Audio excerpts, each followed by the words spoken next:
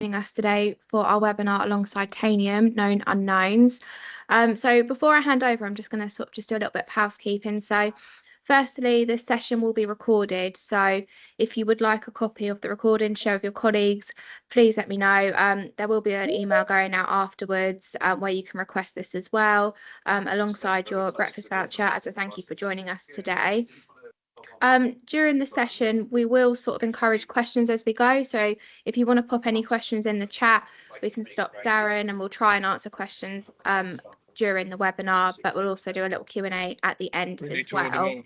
If I can just kindly ask for, just during the session, just for everyone to go on mute, just so we can hear our presenter loud and clear, that would be great.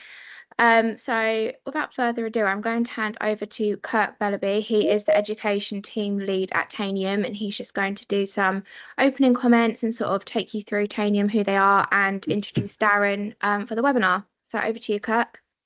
Great, thank you, Chloe, and of course, hello everybody, and thanks for joining us today. I can see a few familiar names, which is great. So we put this session together partly off the back of the great KHIPU event a couple of weeks ago in London. But we also realized that some people, when they want to look at technology, they don't always have the time necessarily to jump into a full sort of 30-day POC. Tanium has the ability to roll agents out with you across your estate to carry out maybe a small hygiene assessment, and that's what this session's all about today. So we do have sort of a few basics to talk about. If you can see my screen now, I'll just put it in. Can you see my screen now, Chloe? Yeah, all good. Great. So I don't want to talk for too long. So the detail is, this is effectively a 5-day hygiene assessment. Darren's going to talk in a moment about the work that's needed to ensure that that is successful and the support needed from your team. We ideally look at minimum 1,000 endpoints for organizations. If we've got small organizations looking for hygiene assessment, we don't tend to find a great deal, but also we want to be really open and honest in that Tanium is a platform. It's quite a powerful platform, and we tend to find customers of 1,000 seat and upwards tend to purchase moving forward. If you want to look at this hygiene assessment, but you're keen to understand commercials first to see if you think it's going to be worth it, please do ask us. We don't want to take up a lot of your time if Tanium is something that you won't enter into a contract with after. We don't want to spend your time, like I say. We tend to look to deploy agents to around 10% of your estate, because that gives you the chance to extrapolate. And you can look at the hygiene condition of that 10%, and it gives you a really good idea where you can make changes using Tanium moving forward. We obviously need support from you initially when it comes to opening ports, deploying agents, etc. So Darren's going to cover all of that off in the session. We do have a lot of universities especially using Tanium at the moment. I'm an education specialist, but I do know a lot of you are not universities on this call. So if we do mention universities, forgive us. Everybody's welcome to join this exercise. So we're going to run through a 5 or 10 minute demo of Tanium first, because there's definitely people on this call that have mentioned that they've not seen Tanium yet. A Tanium demo usually takes an hour to an hour and a half. So if we're giving you 10 minutes, please understand that there's so much more time we get with people. If a hygiene assessment is not for you, and you want maybe more of a one-on-one team session, we can organize that through the KHIPU guys after this. But please make this interactive. Please feel free to put questions in the chat throughout. We will try to answer them as we go, but it's sometimes difficult to do that, right? So some we might leave to the end, some we might ask as we go, but feel free to put those in the chat, and we'll talk about them throughout the call. So I'll hand over to Darren. He's going to talk through a demo, what this hygiene, it can be called a risk assessment, hygiene or risk assessment looks like, what is required, and then we'll go to a Q&A at the end. I hope that covers everything. Over to you, Darren. Thank you, 𝗪𝗵𝘁. Can you hear me okay? And can you see a Tanium console on the screen? We can. Okay, great. So yeah, I'll spend 5-10 minutes going through a high-level demo of the Tanium platform.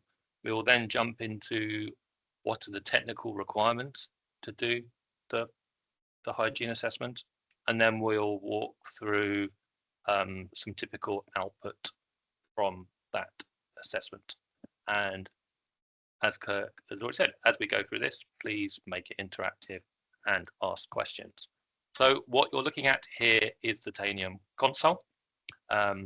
We stand up an instance of Tanium in the cloud for organizations.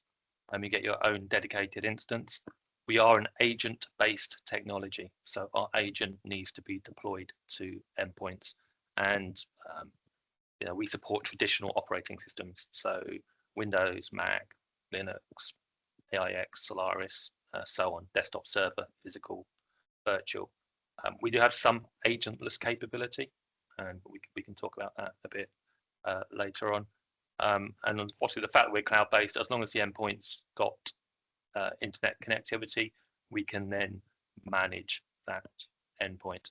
And as Kirk's already mentioned, for a hygiene assessment, we typically recommend you deploy the agent to around 10% of your estate, but obviously we can discuss that when the time comes. How you deploy the agent, typically use existing deployment technologies like an Intune, 𝗪𝗲, Ivanti, or whatever you've got. If you don't have anything, then we've got deployment mechanisms, and again, we can talk about that in more detail. Let's just quickly just what makes Tanium different to other solutions out there. So we are an endpoint management platform, and if you speak to anyone from Tanium, we'll talk about Tanium being real time. So let me show you what that means. I can basically ask anything I want of my endpoints, and Tanium will go and get the answer. So let's, for example, I want to know the computer name, IP address, and operating system. Tanium takes my question and goes out and gets the information from the endpoints that have the Tanium agent. This is our demo lab. There's about 15 or just over 1,000 machines in it. Key thing to understand what makes Tanium different to all your other technologies is Tanium's gone out and got this, got this information live from the endpoints in your estate. It's not come from a database.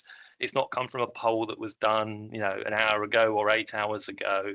It's come back live. So you've always got the most accurate data possible. And whatever use case you lay on top of that, patch management, vulnerability management, asset and compliance, will always give you the most accurate data so you can make a better decision.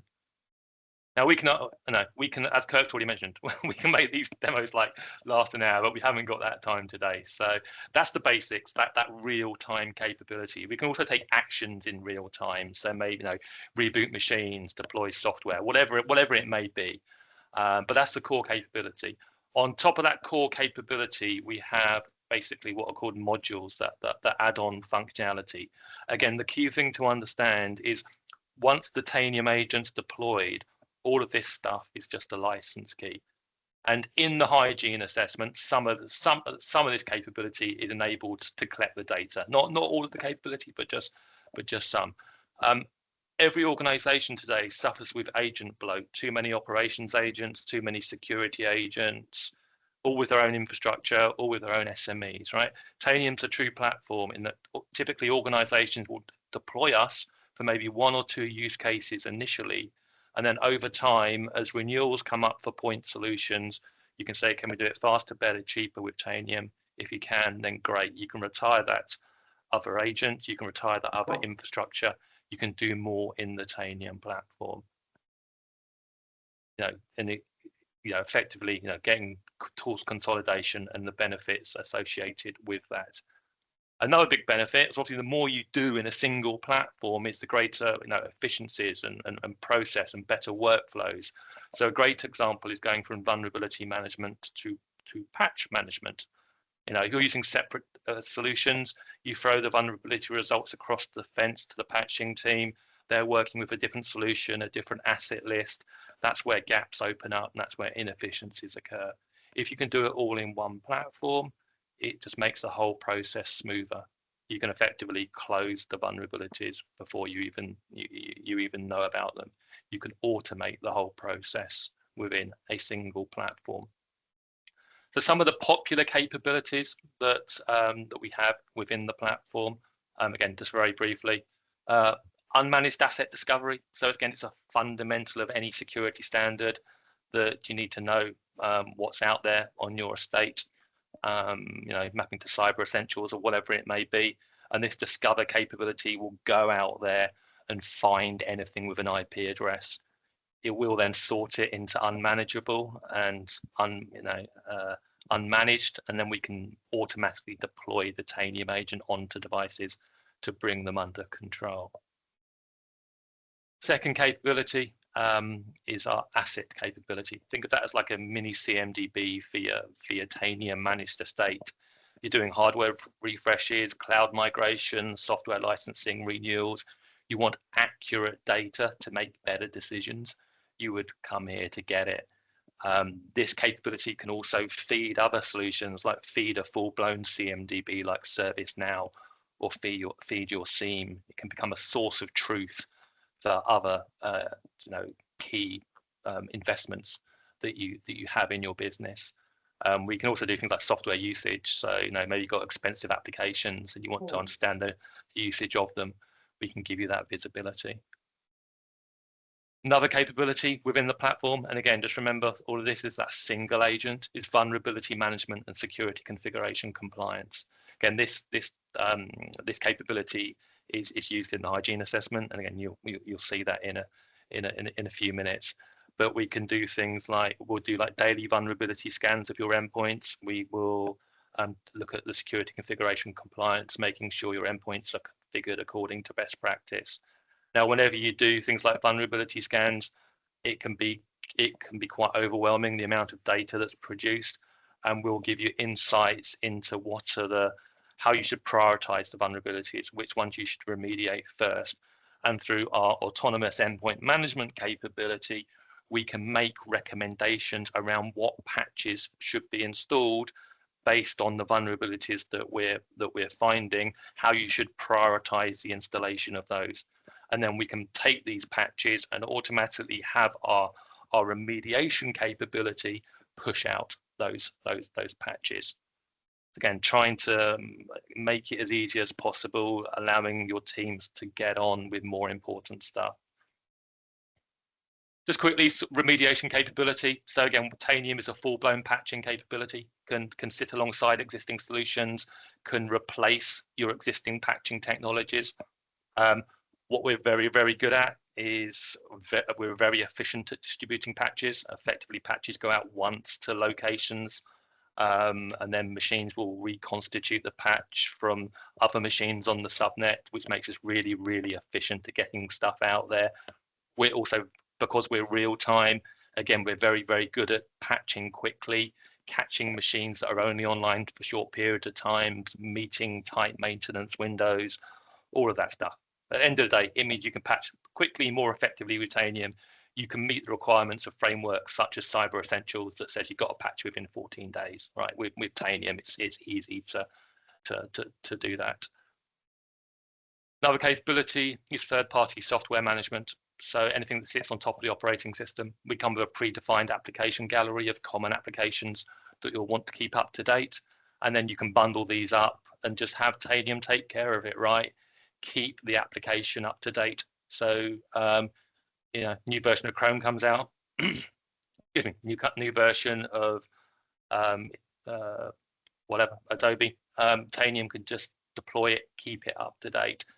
Again, get to the point, allowing your teams not to have to get involved in that stuff, giving them more time to concentrate on more important activities.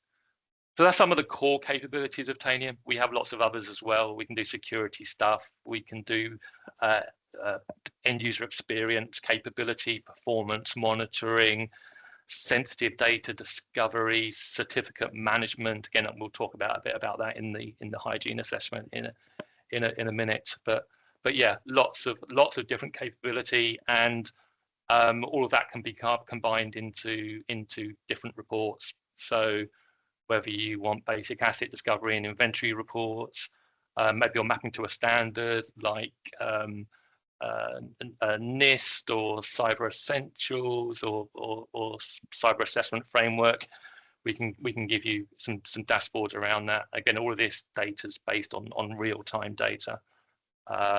So you've always got at a glance accurate information. So when it comes to audit time or compliance time, you're not running around trying to get the data. It's there, it's available to you, and it obviously gives you more time to remediate as well. So that's the core quick 5-10 minute overview of Tanium. Lots more to it, but just want to give a flavor for today. If there's no questions, let's move on to the requirements for the hygiene assessment. Okay, so hopefully you can see on screen now some of the a PDF of requirements. It's, as I mentioned, it's quite straightforward. So if you want to go through with, Darren, just in case anybody's on a small screen, are you able to just zoom in a little bit? Is that possible? Try, yeah.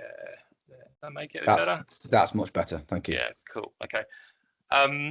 So yeah, any organization that wants to take part in the hygiene assessment, we will stand up an instance of Tanium for you to do that. You get to choose where the instance is located, so we can stand it up in the UK. It's obviously most of our customers want. There's technical requirements to actually run it.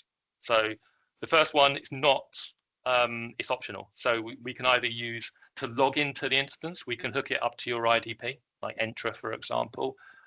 But probably for most, it's only a 5-day engagement typically. So we can use local accounts. We can create a local account on the Tanium instance, and that negates the need for the IDP.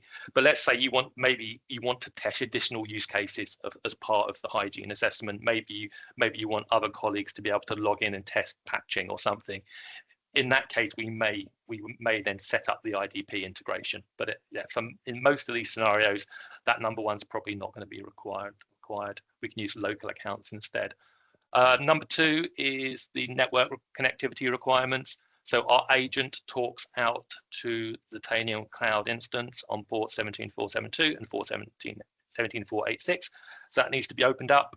If your endpoints if your internet access needs to go through a proxy, again, we can accommodate that. We connect to 2 IP addresses out on the internet, or the agents do. And again, you can restrict your firewalls just to connect to those IPs if that's what you want to do. Our traffic needs to be excluded from any traffic shaping, any SSL inspection, those types of activities. So again, that needs to be configured on the firewall. Number 4 is optional. Again, if you're testing additional use cases, one of the things that we can do is remote screen sharing, and that's a requirement for that. So typically not required in the hygiene assessment. Number 5 is I mentioned that the Tanium client's very, very efficient at content distribution, and the way we do that is through linear chains where clients can talk to each other. Clients on the same subnet can talk to each other. For that to work, they need to allow 17472 inbound, and then the machines can form these chains. Again, it's not critical for a hygiene assessment. So again, if you don't want to configure that in the POC, you don't have to. Number 6 is pretty important, AV exclusions. So we run scripts and stuff on endpoints to collect data to AV that can potentially look suspicious. So sometimes AV will block what we're doing. So we need antivirus exclusions in place. We can give you overarching exclusions like this, or if you want more specific exclusions, again, we can give you those. But it's important you exclude Tanium from your antivirus scanning. As I mentioned, we are typically agent based to do most of this hygiene assessment. So you need to deploy our agent. The agent is a 7 meg MSI file, no reboots required. There's no end user notification, but it does need to be deployed. So typically via SCCM or a GPO or another deployment mechanism. Again, if you don't have one, then let's discuss how we can get it out there. Tanium has deployment mechanisms where effectively Tanium could deploy itself from an existing Tanium agent. And the last requirement there is part of the hygiene assessment is around lateral movement, the potential for your environment to be compromised by an attacker moving from one PC to another. To look at that, we need to be able to resolve security identifiers in your Active Directory.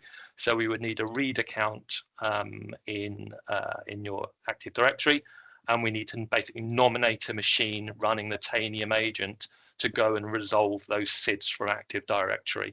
Again, I should have put optional on here. It's not a hard requirement. We can skip that part of the hygiene assessment, but again, it does produce some quite nice data. So it's worth doing. So again, let me just summarize again the key ones. The key ones are number, and again, I'll probably make this document a bit clearer before sending it out to anybody, is number 2, number 3, so the network requirements, and then the antivirus exclusions, and then finally the client deployment itself. The rest are optional requirements. Okay. Assuming any questions before we move on to the hygiene assessment itself?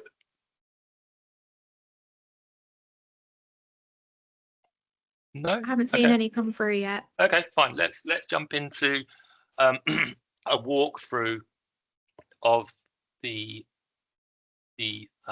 hygiene stroke risk assessment. So we use those words interchangeably within this report. You'll see some parts of it are more risk focused, the risk of something happening in the environment, and some of them is around hygiene metrics in the environment. So the actually, let me just backtrack and just talk about the actual process. So assuming that the technical requirements are met, we spin up an instance of Tanium for you. That takes 24 hours or so to do. You can then log into the instance and download the agent. You would then deploy the agent out to a subset of the environment, typically 10% of the estate, and typically like a random selection, right? We don't want the agent to go on just all the machines that you're always keeping up to date, right? You put it on a mixture. Every organization has parts of the estate that are well managed, that are not managed, but it's important to put it on a mixture. Again, we can do more than 10%. It's a discussion point, right, as to what you want to achieve and how much resource you've got to be able to push that agent out. Is it worth talking about sort of a minimum count as well, Darren? The only reason I'm saying this, we've done a couple in our time where people have rolled out to maybe 15 endpoints, and it isn't really worth it, is it, for all the effort, because the data that comes back. Yeah, if you're going to roll out to 10, 15 endpoints, it's not worth. Honestly, it's not worth doing. It needs to be a decent proportion of the estate, so we can get accurate information, so that can be extrapolated potentially to the wider estate. So if you've got Windows, you've got Mac, you've got Linux, you want to include all three in the hygiene assessment. Servers, desktops, again, there's nothing stopping Tanium, the agent, being put on servers as well, so we can look at the hygiene of the servers. In the assessment, you may not want to put it on your domain controllers. That's fair enough. But yeah, a selection of servers as well. Once the agent is installed on that 10%, it will then we'll do a little bit of configuration in the console, maybe 30 minutes of your time, just to set up the hygiene assessment, and then effectively we leave it for a week to do its thing, just to collect data, and then at the end of the week we would have probably another 30-minute session to download the reports that you can see here. You would send the reports back to us just so we can check them, maybe modify them slightly. Again, I'll come on to why we might want to do that later on. And then we can send them back to you, or we can have a session to walk through the report on a Teams call with yourselves. Again, during a hygiene assessment, that we can also, if you want to test the wider platform, again, that's a discussion point. There's nothing stopping you. If you want to, actually test some proper use cases around patching, around third-party software deployment, around end-user experience, we can run that alongside a hygiene assessment if that's what you would like to do, and we would you say encourage that. Sorry, Dan, I'm jumping in again. What we'd say probably an experience as well is, if right at the beginning, some people might just say, yeah, I want a 5-day assessment, right? But some people might say, no, we've actually seen this before and we want a longer engagement. So what I would say is, let us and KHIPU know that right from the outset, because we won't then put a 5 or 7 day license on the engagement. We'll make sure that we communicate with you, document what we're going to do, and extend that. If you just want the health assessment, though, hygiene assessment, definitely 5 or 7 days is correct. Yeah. Thanks, Darren. And then at the end of the assessment, the agent can be removed from the endpoints. You can remove it yourself using your existing tools, or we can instruct the 𝗁𝗵 server to remove it. And then the instance that we stood up at the back end would then be deleted after that. And then obviously the assessment report is yours to keep. So that's the pretty much the flow of the process. Fairly straightforward. The output of the assessment is typically 2 reports. And again, we do reserve the right to change this slightly.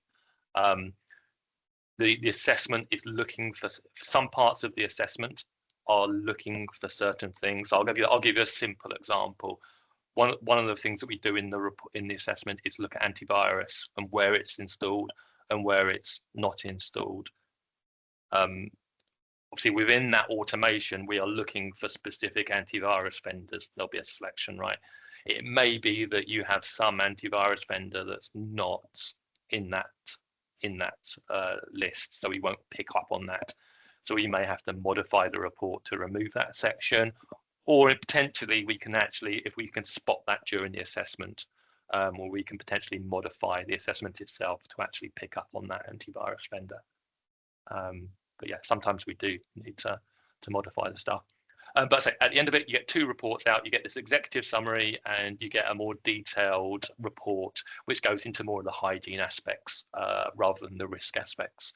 So again, just very, very quickly, this risk assessment executive summary, you get an overall risk score. So basically, you'll see in a minute, we look at various metrics. We'll give you an overall score for the environment out of 1,000. We'll also give you some information about how you compare against peers and so on in the industry. But if I scroll down into the executive summary, again, just very, very high level, it gives you like this speedo thing here with your overall score from low to critical. How we make up the risk score is from different vectors. Let me actually, I can't zoom in on that. But what we'll typically do is to calculate a risk score, we will look at vulnerabilities in the estate. We will look at the security configuration compliance. We will look at the potential for lateral movement across the estate.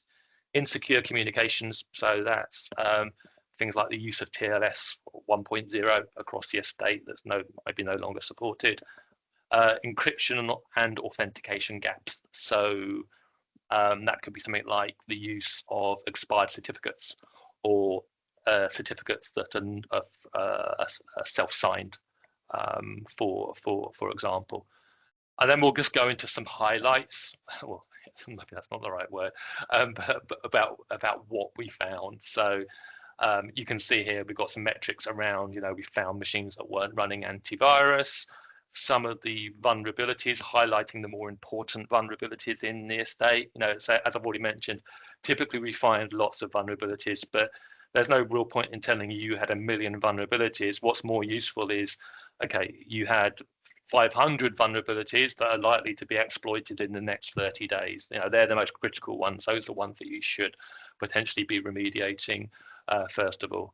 And you can see that we'll give you some information about things like end of life operating systems. So again, high level summary data that's just useful for just giving you an overview of what we found.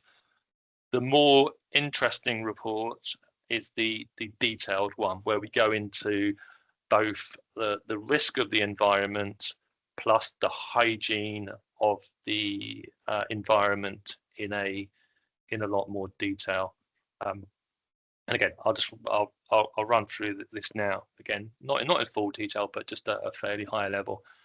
So you can see we break it up into different sections. First of all, we look at the sort of asset inventory that we see from the assessment, both through what the agent is installed on, but also through what we can see through our Discover capability. We then part 2 looks at the risk of the estate. So going back to that executive summary, we go into more detail on the vulnerabilities, the lateral movement risk, that type of thing. We then go into hygiene metrics, basically. So, you know, where's antivirus installed, that type of thing. And you'll see, we can get some comparisons against similar organizations, so you can sort of stack rank yourself as to where you are then.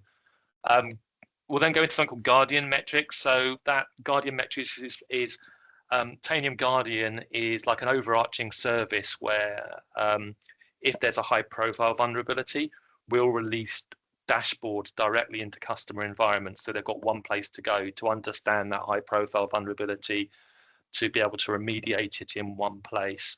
So think of your 𝗹𝗲, your WannaCrys, those types of vulnerabilities. So we'll give you some, if there's currently a high profile vulnerability while we're running the assessment, we will give you some metrics around that vulnerability as to what we see with regards to it. And then we'll go into some other metrics again, sort of some hygiene stuff again. So patch management, the software that can be updated in the environment, so on and so forth. And then finally, you'll get some blurb on Tanium as well.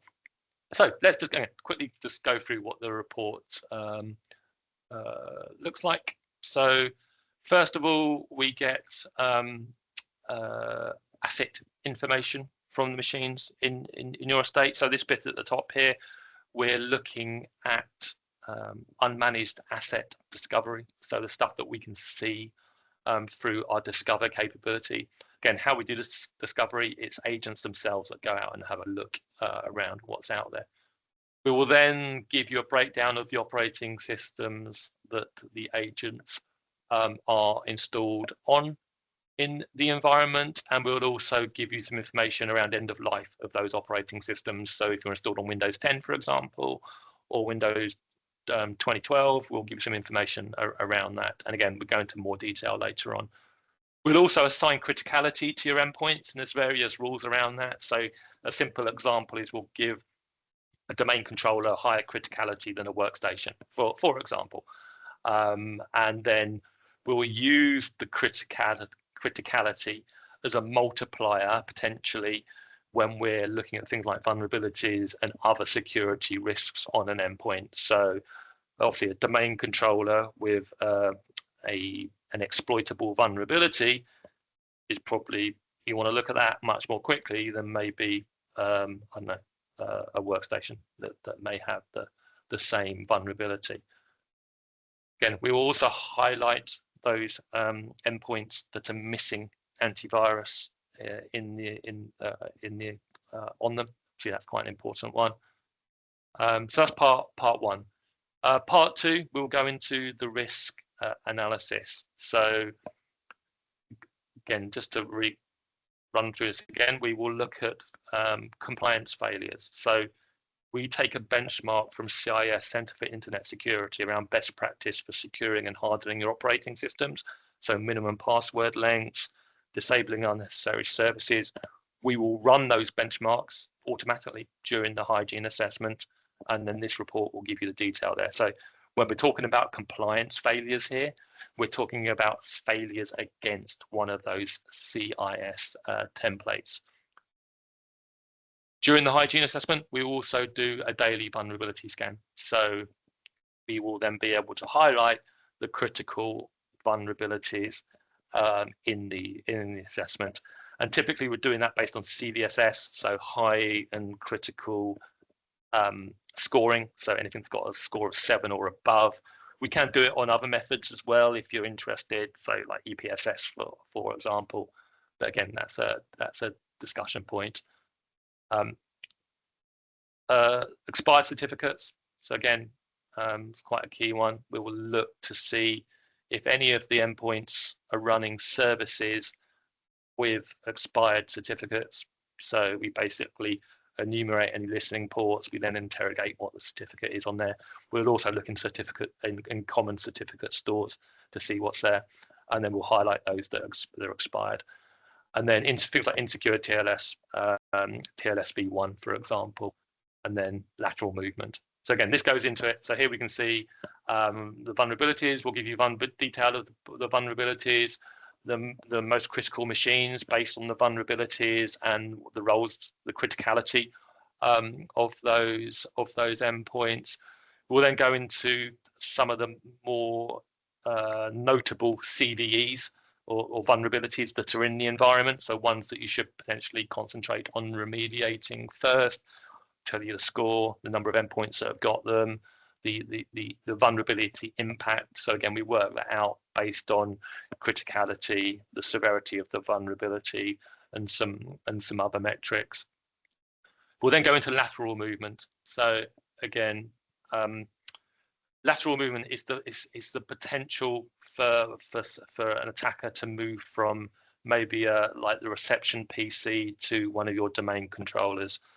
And how attacker may typically do that is, or how bad hygiene enables that, could be, for example, where you have users logging in with privileged credentials into workstations. So the worst case example is somebody logging in with domain admin credentials to a workstation, right? And that workstation then gets popped. An attacker then scrapes memory from that workstation, steals the credentials for domain admin.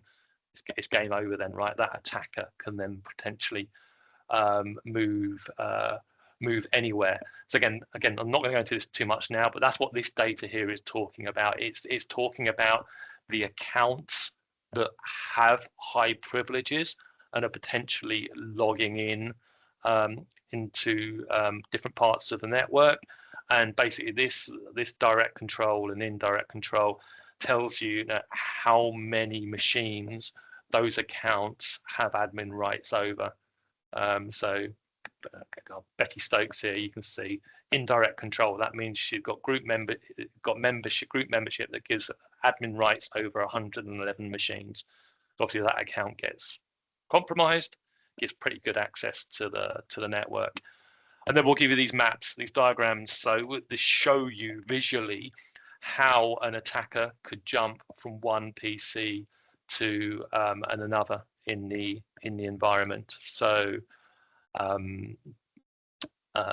basically, yeah, I won't go into too much detail now, but it talks about how an attacker could start off on machine A, potentially compromise a low privileged user's credentials, but then hop onto RDP onto a machine where maybe a domain admin's logged in, pop the credentials, and then they've got access to the entire network.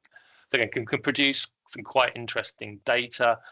Potentially, if you've got a lot of users that have high privileges, maybe you've got a lot of nested group membership, and it can be quite difficult to work out how privileges have been assigned.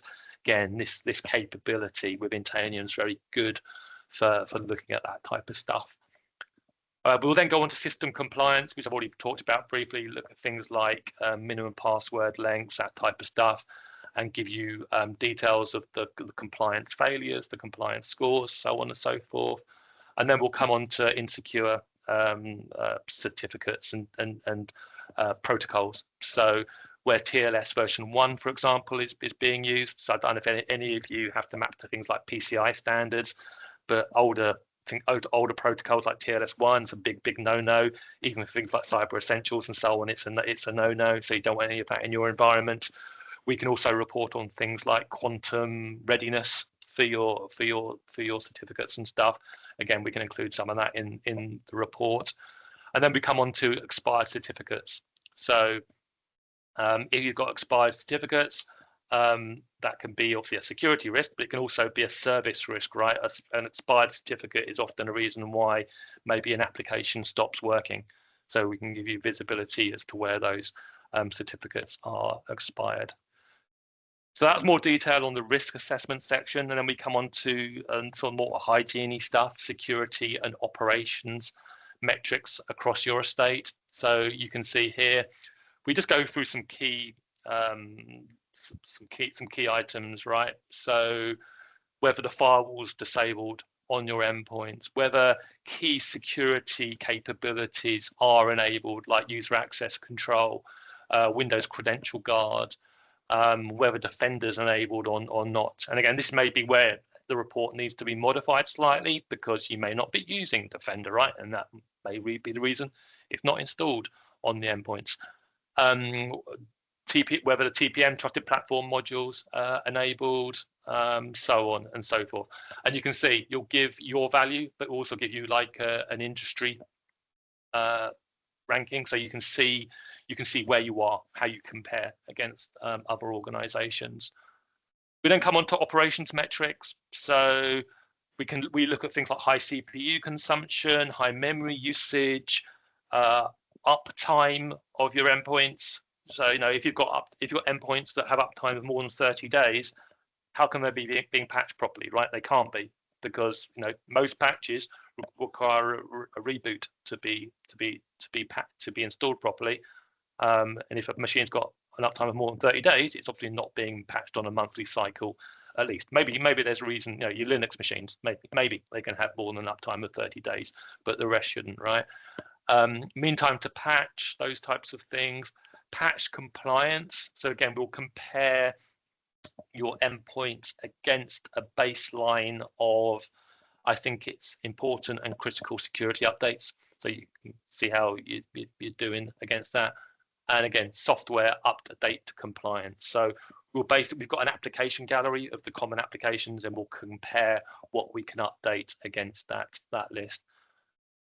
We then come on to the Guardian piece. That's the bit. So if there's some specific high-profile vulnerabilities at the time, we will give you some visibility into how you're doing against those, whether you're vulnerable, whether you're not, and how you compare against other organizations with regards to those vulnerabilities. And then we come on to some other general additional risk and hygiene metrics for the estate. So we'll compare virtual physical, we can compare managed unmanaged. Again, look at things like your top hardware manufacturers, your top models, and then come on to some metrics that are that are important to the end user experience, right? And general hygiene. If you've got machines with low disk space, that's a bad end user experience. Plus, it's going to be stopping patching happening and all the other stuff. So we'll highlight the machines, or the percentage of machines that have low disk space, the percentage of the machines that have high memory consumption across the estate, high CPU, again, high uptime for both servers and workstations, and then endpoints that require a reboot. So if a machine needs a reboot because it's got a patch pending or it's got a write pending, again, we will highlight that across the estate as well. Again, more vulnerability management, some more detail around that. So vulnerabilities over 10 years old was always an interesting one. What we find there, where most of the vulnerabilities are, is it a specific operating system in your environment? And then we'll go into some specific products that typically have the most common vulnerability or have the most vulnerabilities. So we'll look at Adobe, we'll look at Chrome, we'll look at Firefox, we'll look at Java, we'll look at Safari, we'll look at Edge, Apache, Oracle, and so on.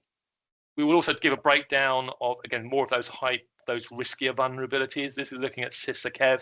So 𝗍𝗂 are the US equivalent of NCSC, where they have a list of vulnerabilities with known in the wild exploits. So again, we will give you visibility on that as well here. And then finally, I think we're coming to the end of it now. We'll look at software management. So we'll highlight some products that are out of date in your environment that Tanium can update. Plus, we'll also highlight some software usage across some of the solutions in your estate, and you can see some of that data down here. And then, finally, some more vulnerability data, and then finally some blurb about Tanium. So so just to summarize then, as I mentioned, if you would like to do a hygiene assessment, say typically takes about a week, as long as you can meet the requirements that we sent across earlier, as long as you get 10% of your estate, it needs to be a decent number of machines to get value from it. As I mentioned, we can test other use cases alongside that. I think that pretty much covers it off. Kirk, if I've missed anything, please step in. Any questions? I personally don't think you missed anything. And I guess the more we work here, right? But when we look through that document, I hope people agree, that's a hell of a lot of information to get from the one piece of technology and one agent within. I mean, we get a lot of this information within the first few hours, right, Darren? The only reason we carry it over 5 days is in case devices disappear, come back online, etc. What I would say is when you come to third-party application updates and vulnerabilities, there will be a lot. There always is in POCs. I noticed we've got a couple of customers on this call who have been through that.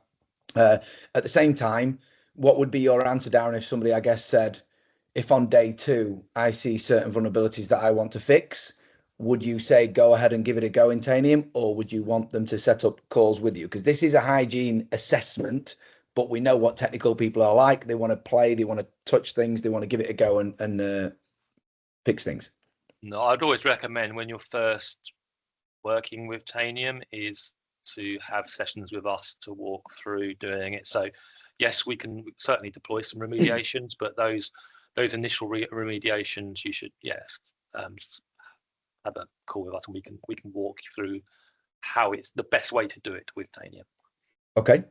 What I'd say, we've had no questions, which is either really good because you've done an amazing job, or really bad because we haven't got any questions. So if people want to, please feel free to come off mute. Please feel free to put them in the chat if you'd prefer to do that. But I think we've probably covered everything off from a technical standpoint and what the report looks like. Again, like what Darren said, this can be tweaked slightly. One big thing that we find is Defender health. Some people will go, well, I don't think we need Tanium because we've got Defender. Somebody said that to me yesterday. Well, who's policing Defender? Who's checking whether Defender's installed, configured properly? Tanium will do that for you. So if you want the assessment to look out for Defender, that's something you'd have to let us know at the beginning. So there's still no questions. If anybody wants to move forward with this, I suppose Chloe and Greg, people can either reach out to us, but we'd want you to be involved. You can go to your account manager at KHIPU to get something like this started. Now, what we wouldn't naturally do is start straight away. Number 1, we'd want to see how many people are interested. Number 2, you, the customers, won't want to start this tomorrow anyway, unless you've got something burning you need to fix. So we'd look to set up individual calls after that. Perfect. Thanks, Kirk. Yeah, as just echoing what Kirk has said, we'll be reaching out to you guys after the event with some more information and offering you guys information how to sign up for your free hygiene assessment, etc.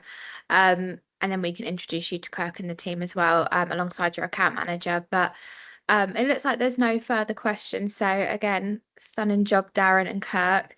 And I would like to thank you all for joining us today, and I hope you have a great rest of your day.